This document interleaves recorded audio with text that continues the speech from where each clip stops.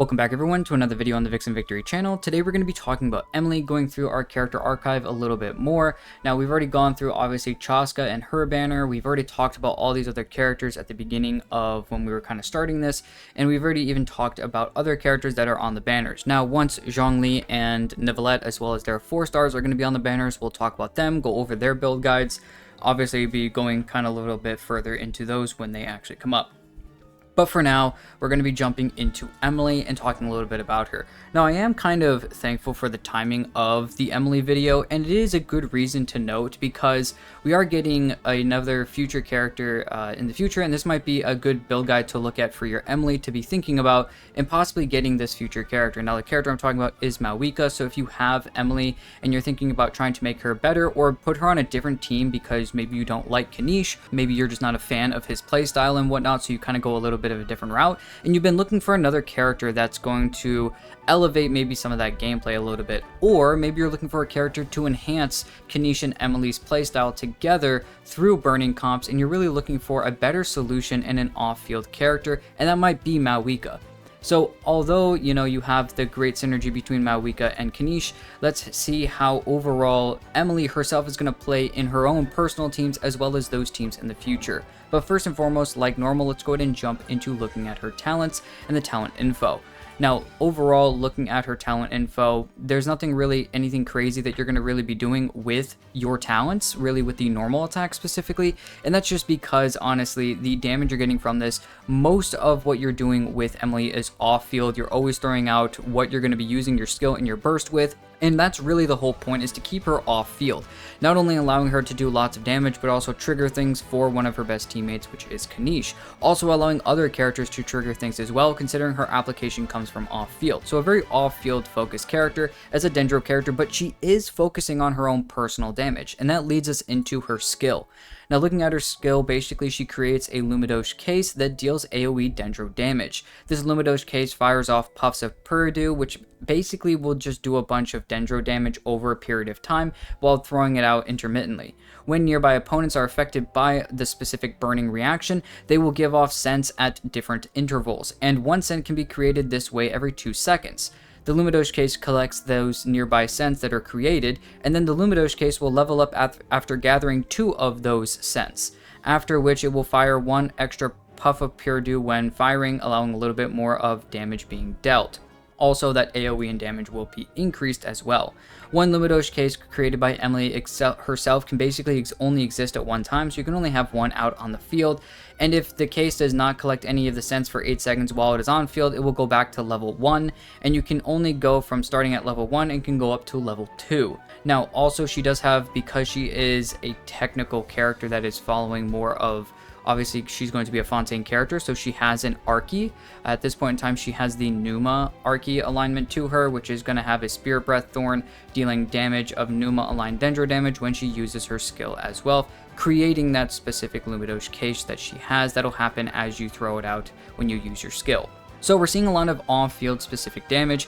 Basically, you're throwing out this Lumidosh case. It's going to be just kind of like an area of effect. It does have a pretty wide AoE though, and it will basically just be giving intermittent Dendro damage. Now, her whole reason is not to make the burning damage itself, you know, a high damage number, but she rather uses the burning reaction to increase her personal damage, and we'll see that a little bit later as well. Obviously, you can see basically already in the skill she's already doing that. When there's burning happening, it's going to give off scents, which will increase the level of the Lumidosh case, and once the increase of the level of the Lumidosh case happens, you're going to be starting to do more damage. Not only that, you're going to be doing double the amount of damage. So instead of doing 1 hit, now you're going to be doing 2 hits, and the duration is 22 seconds, so a very, very long duration while having a cooldown of 14 seconds, so it's always going to be ready to be thrown out. It kind of just does depend on what you need, and honestly the damage here is pretty good, never mind that extra damage that you get from the Spirit Breath Thorn as well. But now looking at the burst, we jump a little bit further. Basically in the skill, I told you that you can really only get to level 2 when you are using scents to really get to level 2.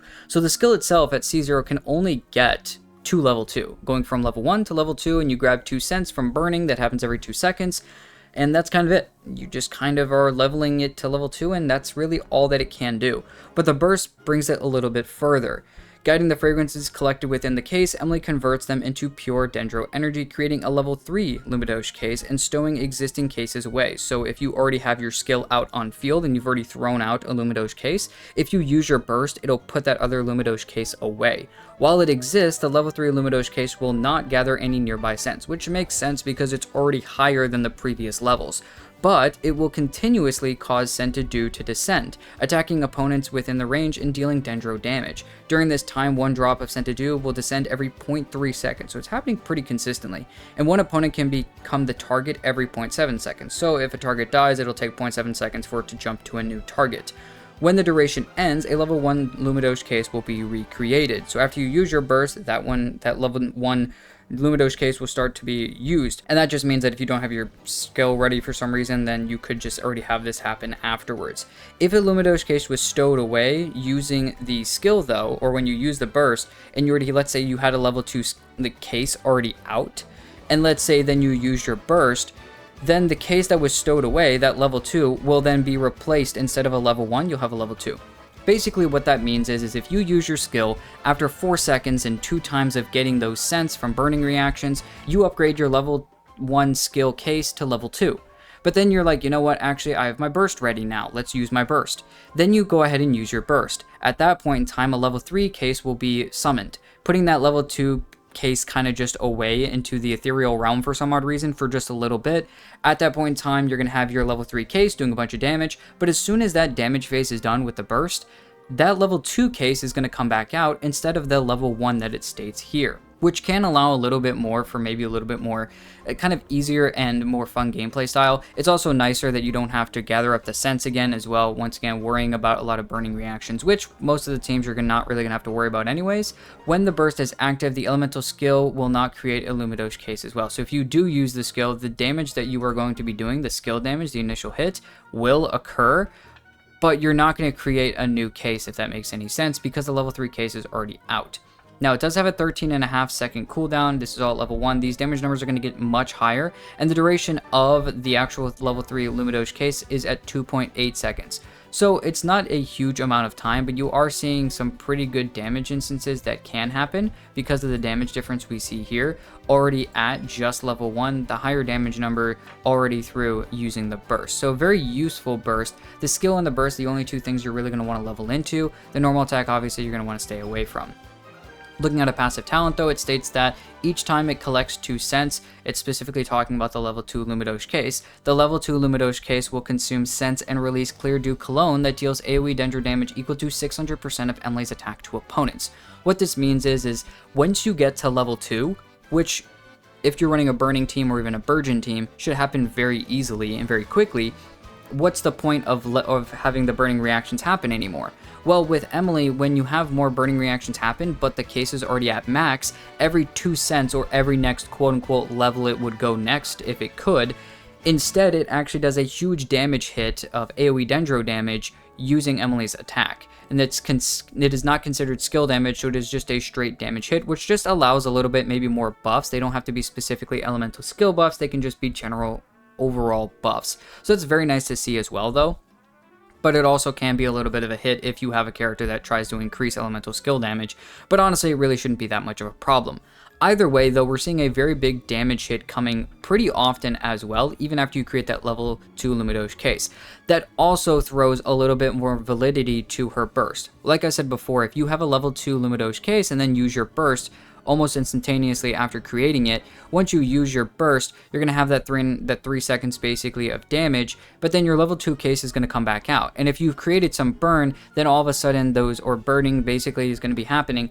Those scents are now going to go back to this level 2 Lumidosh case that you stowed away and is now thrown back out on field, allowing for this to proc a lot sooner after using your burst if you stowed a level 2 case away rather than a level 1 case, because this can only happen to a level 2 case.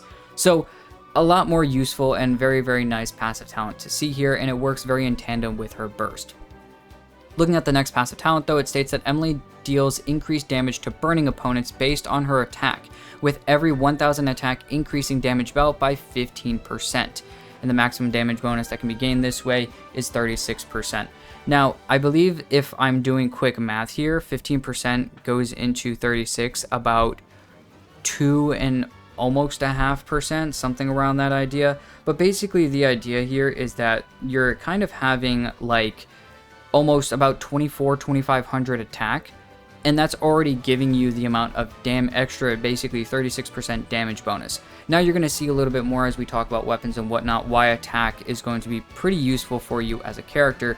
While she does increase her crit damage, specifically with her ascension, and her weapon goes into crit rate, it is nice to see a little bit more, maybe in specifically what you want to run for. Getting close to 2,400 attack is going to be extremely kind of nice for you just because of this buff, specifically looking at this ability here. Now it does mean that while you're looking at EM, maybe to try to increase your burning numbers, once again, that's not the real reason of EMILIE. It's using that burning reaction to increase the damage hits, which you're going to see very similarly in other characters like Shevers, that don't care about the actual reaction happening, but using that to then give a buff to another character. And here, EMILIE's just using basically burning to actually just buff herself rather than someone else. Now looking a little bit further, let's go talk about weapons. Now, because I already don't have specifically EMILIE, we're just going to run with another character that does have a polearm, and Arlecchino's already here, so we're just going to run with it. The idea here, though, with EMILIE is that there are plenty of different weapons that can work for her, and it's mainly because she can just be an off-field character, and you really do care a lot about that attack percent. So having to worry about EM or whatever does kind of go out the window a little bit, so there are plenty of weapons that can be used in its stead. Now, obviously, her best weapon is going to be her personal weapon, Lumidosh Elegy, and obviously at level 90, you're going to get 608 base attack with 33.1% crit rate, you know, banking on that little bit of a, you know, crit ratio solid that you're going to get through your crit damage ascension and getting the crit rate on the weapon. A very nice amount of crit rate as well, more than you could see on some of the other polearms. So it's very nice to see as well, but also the ability is going to be perfectly meant for her based on burning opponents, increasing damage, increasing attack, getting some energy back because that burst is pretty nice as well. So there's plenty of good reasons to run Lumidosh Elegy, obviously because it is her best weapon and her personal weapon at that. A backup weapon to that, though, is Shenhe's weapon, Calamity Queller. Now, this main stat weapon goes 741 into base attack, which is giving you a very high starting amount of base attack, which is going to be very easy to get to that 2,400 max that you're trying to do. And getting over that can be good. You might just be hitting diminishing returns, and you might want to fall a little bit more into crit rate. But the main stat on the weapon is attack percent as well at level 90, 16.5%, and then you get an all elemental damage bonus, which obviously is going to be very nice, but the ability also increases attack when you use an elemental skill. So honestly, you're getting a lot of great things to be happening here, and that's mainly just because as you're basically using your skill over time, when you use your skill over like the period of like 6 seconds, you're getting an attack percent increase of like 3.2% every second, and that's just stacking on top of itself. And once again, you have that like 22 seconds of EMILIE's skill happening, so this weapon can be very, very good, and is probably the second best weapon to use, in my personal opinion, with her. Looking a little bit further at other 5-star weapons, though, obviously Staff of Homa is going to make its way in there somewhere, because Staff of Homa is probably one of the best 5-star weapons really in the game, just because of its overall use on so many different characters. Honestly, just because of the attack increase here, it does increase HP, which you don't care about, but it does increase your attack based off your HP, which most characters are going to have a pretty good amount of HP, and this is just increasing it more. So it doesn't really matter too much about, you know, the care about HP, but it's turning that into attack. And then you're using that attack once again to turn into your damage for EMILIE. So something like this can be actually pretty useful. You are going into a very nice amount of base attack at 608, better than the 4 stars that you get, but it does go into crit damage, which you are ascending into crit damage, which means you're probably going to have to focus a little bit more on crit rate to make sure you have a nice balanced crit ratio with EMILIE. And obviously there are plenty of other weapons, things like Engulfing Lightning, which are increasing your attack based on your ER. So if you have a higher ER with your EMILIE to make sure you're always getting your burst back, and you have an extra Engulfing for some reason, then go ahead and use it. It's not a terrible weapon to really use. Things like Primordial Jadewing Spear, high base attack, lower crit rate, but it does increase your attack over time as well when you are hitting enemies, and she is hitting enemies over 22 seconds or something like that every 0.3 seconds. So you're hitting enemies pretty consistently. It's very easy to get the max stacks from it, and you're getting a lot of attack, so it's a very good buff as well. Never mind the extra 12% increase when you have the maximum stacks as well. So there's plenty of extra buffing capabilities, as well as a bunch of attack that can come from something like Primordial Jadewing Spear. A little bit less crit rate, but it does help with the high base attack as well. Something else that you could technically use as well, really for just main stat sticking, is things like Crimson Moon's Same Semblance.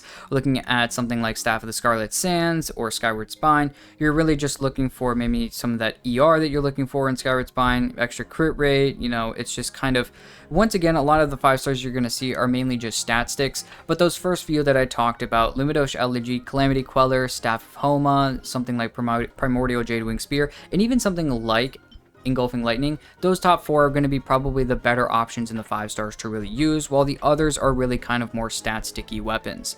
Looking at the 4 stars though is going to be something like Deathmatch. Deathmatch is a personal fan favorite of mine just because of, honestly, the buffs that it gives. Yes, it is a battle pass weapon, so it is not free to play friendly, but that does mean if you've ever gotten it in the past, you know, honestly, this is just a really, really good weapon. Obviously gets even better with higher refinements as well. Increasing attack, very good for Emilie.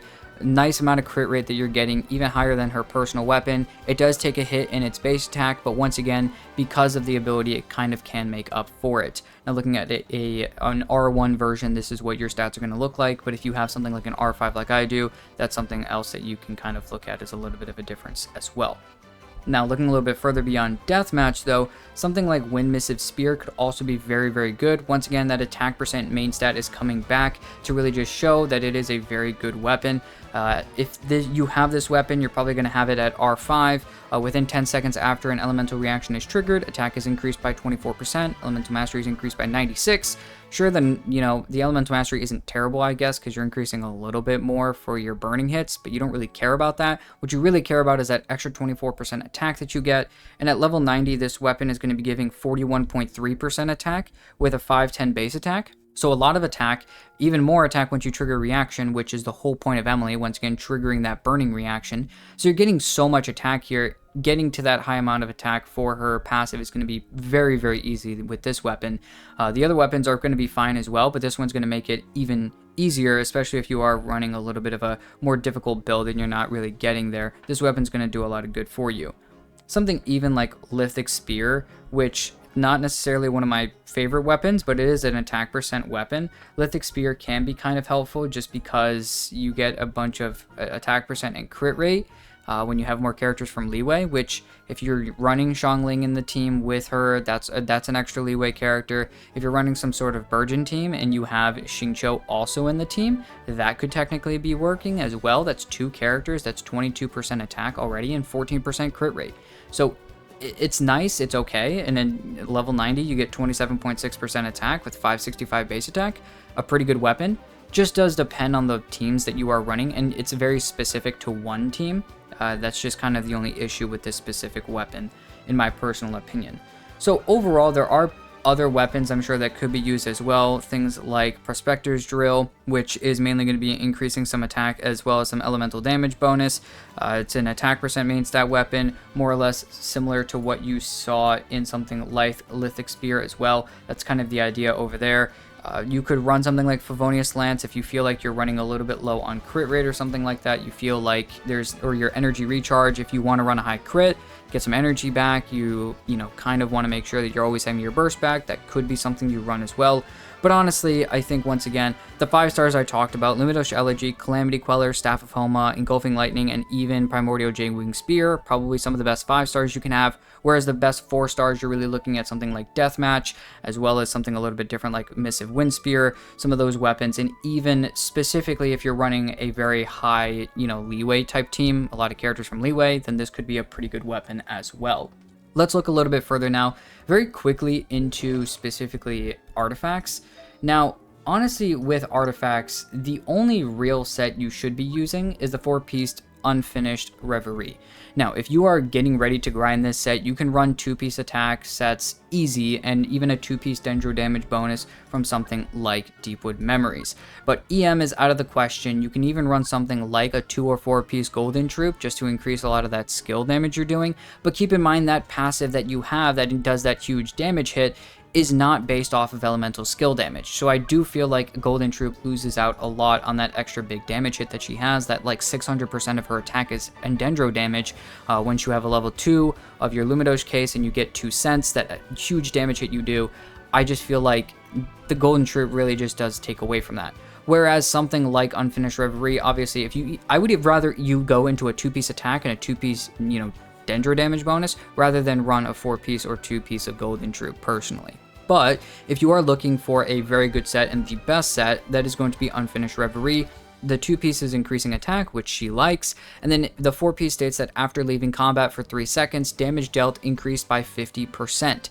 So as soon as you leave combat for 3 seconds, your damage now increased even more. Probably might even be good to immediately pop the burst and then immediately leave the field, just to see those really high damage numbers, or even as you're switching off and using your skill, you're also seeing a pretty big damage hit. While in combat, she doesn't have to be on the field, but while in combat, if no burning opponents are nearby for more than 6 seconds, this damage bonus will decrease by 10% per second until it reaches 0. When a burning opponent exists, it will increase by 10% instead until it reaches the 50%. And this effect can still trigger when the character is off field. Once again, a very nice buff after you kind of just have her on field. The whole point of this 4-piece set, though, is to keep in mind Emilie is going to be a little bit difficult to run with this 4-piece because every few seconds you're going to want to be putting her on field. And it's not necessarily say that you have to, but it is nice to kind of keep her on field and kind of make her a little bit more of a quick swap character. Now, with the characters and the teams that she usually runs in, it's almost a little bit difficult to kind of do that. But that does mean that you can, I guess, here and there just throw her on field for half a second and switch back off, just to have this huge damage increase as well, especially if you're triggering a lot of burning. The buff is going to be there as well, so it really shouldn't be that bad. But the 4-piece, this is kind of the way to go. Usually what everybody's going to be running on her. Once again, you can run 2-piece attack sets, 2-piece Dendro sets. There's plenty of different ways to kind of run with her. If you feel like your energy is a little bit low, you could run a 2-piece emblem as well. There's plenty of things that you can do to kind of make things work a little bit better in your favor, but it really just does depend on what you personally need. Now, when we talk about main stats very quickly, attack percent Sans is going to be the only thing you should be going after. There is nothing else really with her you should be running after. But when we look at her Sans or her Goblet here, Dendro damage bonus is the way to go. Now you might be thinking, why Dendro damage bonus? Why shouldn't I just go into attack? If you are very low on attack, I still wouldn't even think it's better to do that, just because the only thing you care about is the amount of Dendro damage bonus that she puts out. It's proven that she does better with a Dendro damage bonus Goblet, and I think that that is just the way to go most of the time with this set. A little bit further though, looking at the circlet, it's just going to matter, do you need more crit rate, do you need more crit damage? With her, because she's hitting pretty consistently, you can go with a lower crit rate. But honestly, because of the high damage numbers that she can hit, I would rather, with almost every single one of my characters I've ever had, staying at the lowest of 60% crit rate and getting higher is only going to help you even more. Even if you have to, sacrifice a little bit of crit damage, it's definitely the way to go for me personally. Now, substat wise, looking at attack percent is going to be pretty high up there, but looking at double crit is also going to be pretty good. But if you have a pretty solid, already good crit ratio, then going after attack percent is going to be the next best thing. And then after that, looking after some ER, because that burst, once again, is pretty helpful and almost borderline necessary with her as a character, just because the extra amount of damage that she can do. Looking at her, though, when we go back to looking at her, I want you guys to keep in mind with her burst, when you look at her skill attributes, you only have an energy cost of 50. If she's the only Dendro character in the team, you can easily probably get away with 160 energy recharge, maybe a little bit more, but because she's hitting so often with her skills and whatnot, and she's creating some particles, I really don't feel like there's a real need, especially if the on-field character is creating a lot of particles as well. But if she's paired with another Dendro character, you do have a lower cooldown of 13.5 seconds, so it can be, it really just does depend. Play with her, I would say aim for a lower ER, so 140 to 160 if she's running with another Dendro character, 150 if you're running her solo. And then if you realize, this isn't working, I don't have her burst on cooldown with this specific team that I want to run her in, then you're gonna, then you can focus on getting some more ER. But personally, I think going after the double crit and the attack percent is gonna do you better most of the time. Now let's go ahead and talk about her constellations. Looking at the C1, it states that it increases the damage dealt by her skill, and her passive talents clear to Cologne, Lingering Fragrance, which is that big Dendro damage hit, by 20%.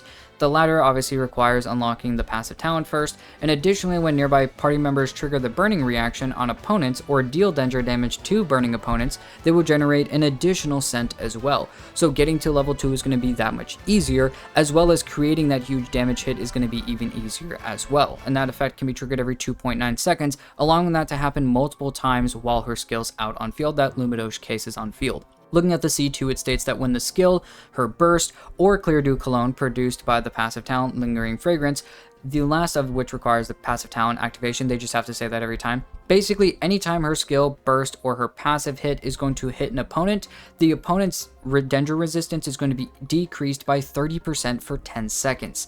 An exceptionally good C2, not only for her, but obviously for those other Dendro characters. This C2, I think the only reason you would be going after this C2, and honestly, I do like her as a character, and it's pretty good for her, but honestly, the only reason I would ever go after a C2 EMILIE is if I'm running her specifically with Kinich. If you are not going to run her with Kinich and try to run her with a different character or any other, just idea of different teams, I don't see it as being a great exceptional help to you. If you are running her with a Dendro DPS, specifically with Kinich though, the C2 is going to be something that is going to be highly valued. Now the C3 is going to increase the level of the skill by 3, and the C5 increase the level of the burst by 3. By the way, I do want to say the C2 isn't to say that it's absolutely useless to not go after the C2, because, she's just trash with it. It's just that you can get that much more out of it once you have 2 Dendro characters. So keep those numbers in mind as we are going to run over to her talents really quickly, increasing 2 seconds to this, practically almost doubling the amount of time we have here, almost 5 seconds of duration of damage, as well as we are decreasing this by 0.3 seconds, bringing this to 0.4 seconds. So a drop of Scented Dew will descend every 0.3 seconds, and one opponent can become the target every 0.4 seconds. So a very short amount of time, a tenth of a second between the change here of a drop between its new change to a new target. Very, very good. It's kind of a nice extra C4. It's not necessarily anything to do with energy, which I do like considering that she already has a low energy cost as well. Looking at the C6, it states that when she uses the skill or the burst, EMILIE will gain a biting fragrance for 5 seconds. While this is active, after EMILIE uses normal and charge attacks, she will generate 1 scent, and her normal and charge attack damage will be converted into Dendro damage that cannot be overridden, and the damage dealt this way will be increased by 300% of EMILIE's attack. This just allows, once again, her to be an on-field character for a little bit. Does take off a little bit of time for other characters, but if you are using your skill and your burst, you are able to get extra damage out there. It allows EMILIE to be a little bit more and almost forces you to run her in a quick swap idea, or at least throw her on field with all the characters and, buffs and whatnot happening. So it almost does feel like sometimes it can be a little bit of an annoyance because it can take away from the main DPS of the team. But if you have a C6 EMILIE, you're probably running her as a DPS anyways, so running this is going to be kind of something that you already have her as the main DPS anyways, and you don't really have to worry about, kind of that idea with her already. It does allow her to do a lot more damage. Definitely not a constellation that I think is even really that great overall when you look at the overall character, but it is nice, and it's a good C6. It's good for the character, but it's just not an amazing C6 that we've seen. Overall though, C0 EMILIE I think is perfectly fine. If you want to go after anything, I think the C1 is okay to really stop at. The C2 is very, very nice, and probably a lot of people are just going to be going and gunning after it if they have EMILIE. But I think the C1 is really fine to stop at. But honestly, I think that saving for other characters and making her team better with future characters is going to be better than grabbing any of her constellations. Overall though, when we look at EMILIE though, let's look specifically at some teams. There are plenty of different teams that you kind of can run with her because of the amount of characters that can run in her teams. The 2 teams that you are going to be running is going to be a Burning team, and you're going to be looking at a Burgeon team, which means that Dendro, Pyro, and Hydro are the only characters you're really looking for her teammates with. Now, with her being that, you're going to need obviously a main damage dealer. Her best support damage dealer, if that makes any sense, is going to be Kinich. Kinich already likes Burning teams and even Burgeon teams as well, so these two are going to be perfect pair. And we've already seen that as well, and we know that that is the case. So putting these two together is going to be borderline unstoppable. Now we have a future character in the future, Mavuika, who could possibly make this team even better. I do want to keep in mind she is going to be helping Kinich because he is a Natlan character, as well as her off-field technical application, as well as personal damage could also be pretty helpful for this team, but that's the major idea. But right now, when we look at other characters to really run with this team, usually a lot of people find themselves using the kind of always and forever Xiangling, which is why a lot of people have been hoping for a new character, which, in my personal opinion, I don't even think Mavuika is going to be the one to dethrone specifically Xiangling. I think that's going to be Pyro Traveler. So when we get Pyro Traveler in 5.3, I think that's when Xiangling is going to get benched, and especially if you are a fan of using EMILIE and Kinich in a burning team, or even just EMILIE, I think even still, you're going to want someone like specifically the Pyro Traveler to help in that burning team with EMILIE. Now, putting Kinich, EMILIE, and a Pyro character like that's going to be very helpful. Obviously, running Bennett in the team is going to be borderline necessary just because of the attack buff that he gives. Almost everyone uses him in this team, especially in that burning team, just because it can be useful. If you want to run someone different for application, you can run someone like Dehya.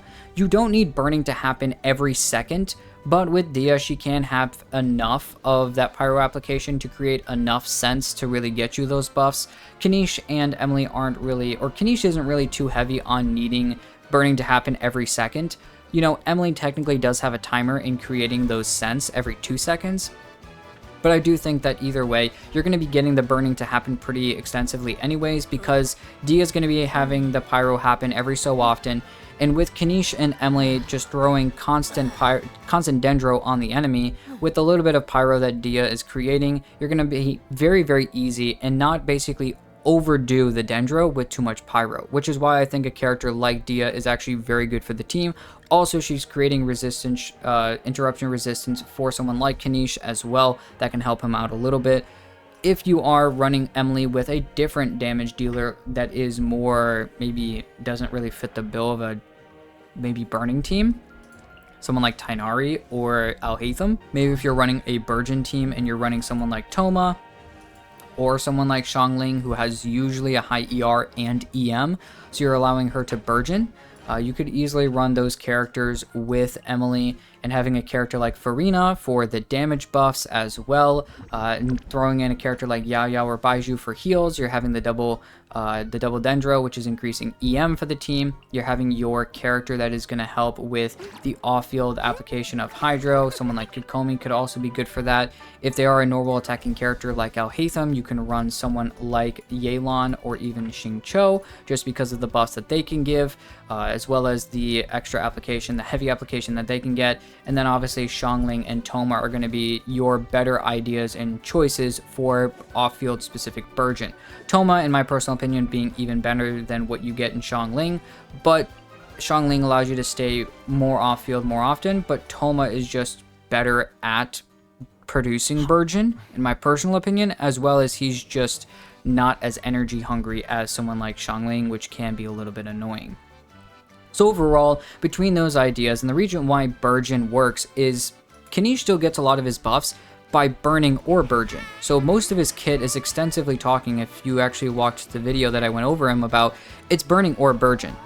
But EMILIE, on the other hand, it's only burning. So why does it work with EMILIE, you might ask? Well, in Burgeon, it is very difficult to not create burning. Burning just happens way too much, really, when it's a Burgeon specific team. And it's not a bad idea, it just means to say that burning does happen very easily and a lot, very often, during a Burgeon team. So having still a Burgeon team can still work with a character like this. And considering she is off-field application, running her with Baiju or Yao Yao or whatever is the really, really good healer can also help with application, but honestly just being a solid healer. And if you are running someone like Tighnari just for that extra damage or whatever, or someone like Farina, you're getting a lot of that application as well, even if they're not focusing on someone that is doing normal attacks, where you would normally use someone like Yelan or Xingqiu for one of those DPSs that are kind of focusing in that way. So that, once again, plenty of different ways, plenty of different kind of ideas to run with them. You could technically even use EMILIE with a character like Nahida to have the 2 Dendro characters, obviously with any of the teams that I've previously stated. And if you want, you could throw Farina in the team. You have 3 off-field supports already kind of helping you out here. You could even run at that point a Pyro DPS that's just full blown into EMs. I know that Diluc is probably the top of the bill right now for that type of idea, just because of his very good idea of being a main DPS. And if you just go full blown EM into him, he can be a pretty solid burgeon character for you. So throwing Emilie's skill out on field, Furina's skill and burst, and Nahida's skill and burst can make Diluc extremely strong, while also, Emilie, she's only really here to have the double dendro, but obviously Emilie is here to even allow for the possible burning that, Diluc is obviously creating consistently, and which means that Emilie's also getting a lot of buffs through that. So although Diluc is not inherently a support character, through doing what he's doing, he's actually helping Emilie. And that's the whole idea with most of the DPSs you're going to pair with her, is that you're really just helping out with that. Now, something interesting I did want to state, and I don't think a lot of people really talk about this, but think of the reverse of burning. And you might be saying, I don't know what you're talking about here. When we talk about teams with Emilie, I think, honestly, someone like Linny could actually be a pretty good character with Emilie. Now, I haven't really seen it too much in practice, but I have seen it here and there, and it looks like it works kind of fine. Emilie is having a lot of good application. She only cares about burning happening every so often, and with her little bit of dendro happening and creating the burning reaction anyways, when you have 3 pyro characters, which that's the only maximum amount Linny really wants, having Bennett in the team, having maybe a different pyro character like Dehya, or kind of something like that might be helpful, and having those 3 pyro characters in the team, and then slapping on once again a 4th random character like Emilie, instead of having a shielder, instead of having another support of some sort to help Linny out, you can just now double down on the damage that you can output between these 2 characters. So there's a lot of very interesting ideas between that, and I just kind of wanted to bring that up because I don't think I've really heard that being talked about very much and very often. So I figured it is kind of nice to see both those characters kind of play together if you like both Linny and Emilie, as well as you are maybe just kind of thinking that you like Fontaine characters. They are both Fontainian characters as well, so it does see some kind of good, chemistry between the characters there. With that being said, that's everything I've got talking about Emilie. If you guys did enjoy the video, please go ahead and like and subscribe. Let me know any other teams or ideas you guys maybe think I went a little bit maybe off the rails and didn't maybe follow. Maybe you're thinking Emilie in a burning team with like a cryo DPS. Maybe you think that might work by kind of having the burning melt kind of idea go on. Maybe Emilie and Nahida with like a pyro character and then having an on-fielder that can kind of make that work. Maybe you're like, no, that makes absolutely no sense. Let me know down in the comments, what are some interesting teams that you guys are maybe thinking about or looking forward to, maybe with the new characters, Mavuika or the Pyro Traveler, maybe to see what that can do and maybe change someone like Emilie and her current teams and setups. But with all that out of the way, thank you guys for watching the video. If you guys did like the video, please go ahead and like and subscribe, and I'll see you guys in the next one.